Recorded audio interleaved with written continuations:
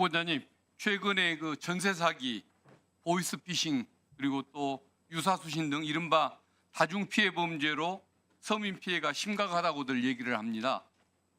피해자들은 서민이 다수고 또 어떤 그 극단적인 그 선택을 하는 분들까지 생겨나면서 경제적 살인 범죄라고까지 칭해지기도 합니다.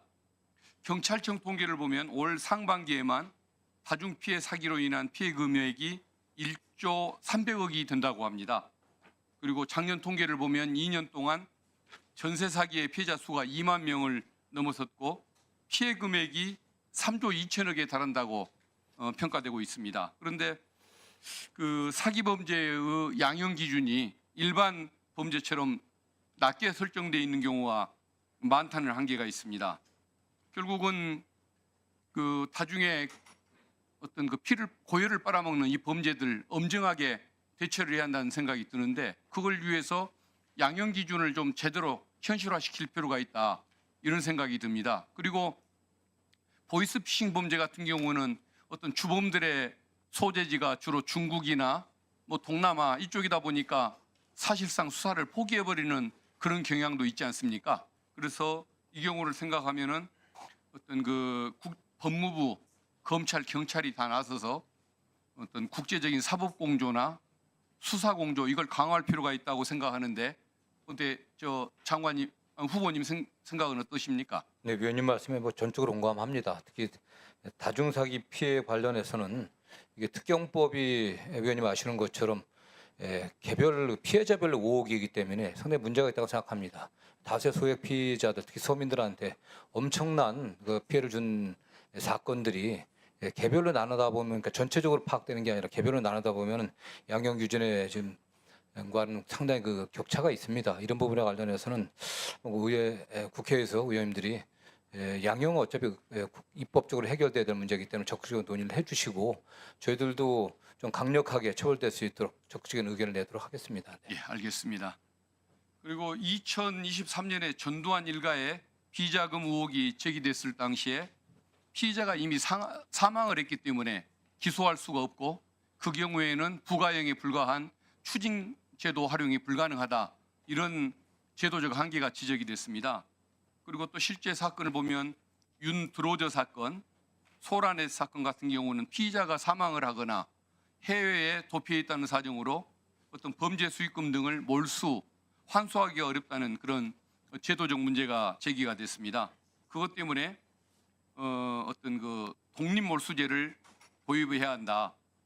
그 피의자의 형사처벌이 불가능한 경우라도 몰수 추징을 위한 재판을 별도로 독립적으로 제기할 수 있도록 제도를 바꾸자라는 견해가 제기되고 있습니다. 이 독립몰수제 도입에 대해서 어떻게 생각하십니까?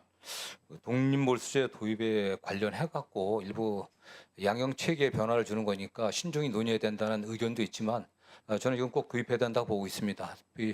사망하거나 또는 피의자를 특정하지 못한 상태에서 범죄 수익이 우리 일시되지 않도록 반드시 도입하는 게 필요하지 않나 이렇게 생각을 하고 있습니다. 네. 예, 알겠습니다.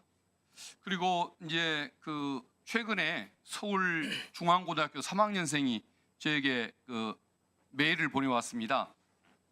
그 법무부 장관 후보자께 요청을 해달라는 겁니다. 내용이 뭐냐면은 청소년들이 법에 대한 그 편견, 법에 대한 불신이 많다. 그런데 현행 공교육 체계 안에서는 법교육 기회가 부족하다고 느낀다. 뭔가 이걸 활성해달라, 이런 식으로 요청을 전해달라고 합니다. 그래서 참고 좀 해주십시오. 예. 그리고 제가 보기에도 지난 그 내란 사건 때 우리가 이걸 극복할 수 있었던 근본적인 이유가 뭐냐? 시민들이 여기 저항에 나서주고 또 군인과 경찰이 소극적으로 업무를 수행하는 덕분에 우리가 그 불법 내란을 극복할 수 있었다고 얘기를 합니다. 그런데 그 배경은 역시 민주화 이후에 학교에서 실시했던 법교육, 민주주의 교육이 정말 중대한 근본적인 영향을 미쳤다고 봅니다. 그래서 지금 그 현행 그 법교육 지원법을 보면 대부분의 조항이 지원할 수 있다, 이런 방식으로 나와 있는데 이거 교육의 그 실효성을 좀 확보하려면은 법무부가 교육부와 함께 힘을 모아서 교육 현장에서 이게 교육이 정말 활성화될 수 있도록 관심 좀 가져주시는 게 좋겠다고 생각하는데 좀 여기에 대한 견해도 밝혀주십시오. 네, 뭐 의원님 말씀에 전적으로 공감하고요. 학교 전 과정을 통해 갖고서 국민 교육이 꼭 필요하다고 저는 생각을 하고 있습니다. 대한민국 국민으로서 어떠한 권리가 있고 또 국가를 위해서 어떠한 의무를 갖고 있는지 이런 것에 대한 교육이 일관되게 이루어져야 되고 본다고 보고 있고요. 특히 청소년기에 도달해서는 청소년기에 많이 발생하던 범죄 위험성과 관련해서 꼭 좀 교육이 필요하다고 생각하고 있고 이 부분은 교육부와 좀 법무부가 협의를 해갖고 교육 과정에 반영될 수 있도록 노력하겠습니다. 네. 예, 수고하셨습니다.